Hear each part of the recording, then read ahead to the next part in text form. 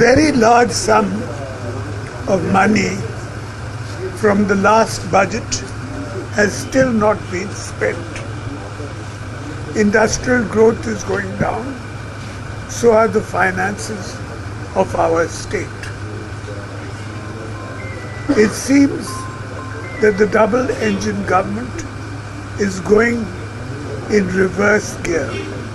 The prices of essential commodities is affecting everyone.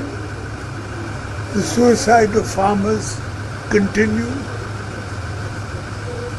Women are not getting work in Mission Shakti. Unemployment is spiraling. To announce large sums of money in the budget is not important.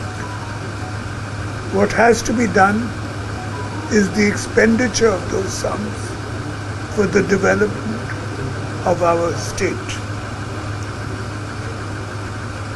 I repeat again that this is a budget which must be spent. We will watch and see what is to be done.